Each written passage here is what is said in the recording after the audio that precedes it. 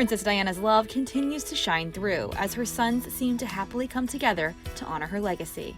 Prince William and Prince Harry were all smiles as they reunited to unveil a new statue of their late mother on July 1st at Kensington Palace. The brothers released a conjoined statement saying, quote, "Today, on what would have been our mother's 60th birthday, we remember her love, strength, and character, qualities that made her a force for good around the world, changing countless lives for the better."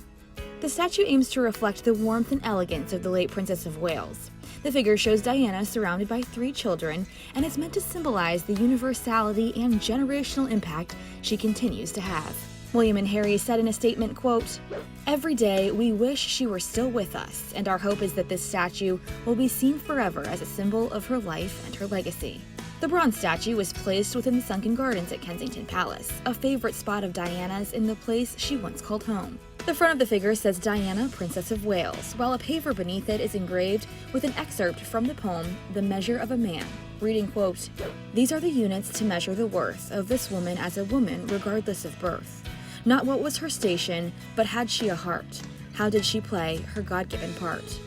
The poem has a special meaning as it was part of the 2007 memorial service for the late princess. In addition to the statue, 4,000 flowers were planted, including 100 forget-me-nots, which were Lady Di's favorite. They also planted 200 roses of 5 varieties. The royal tragically passed away in 1997 at the age of 36 after being involved in a car crash in France. The unveiling brought together a small number of Princess Diana's close family members, including her brother Earl Charles Spencer and her sisters, Lady Sarah McCorquodale and Lady Jane Fellows. Kate Middleton, Meghan Markle, and Prince Charles did not attend the event, making it a special moment for her 2 sons who have reportedly been at odds with each other following Harry and Meghan's sit-down interview with Oprah Winfrey several months ago. Prince William and Prince Harry seemed to put that behind them as they united to praise those who were part of this journey, writing, quote, "Thank you to Ian Rank Broadley, Pip Morrison, and their teams for their outstanding work, to the friends and donors who helped make this happen, and to all those around the world who keep our mother's memory alive."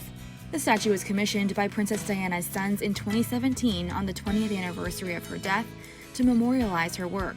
Access Hollywood spoke with royal expert Charlie Langston about Diana's impact on the world.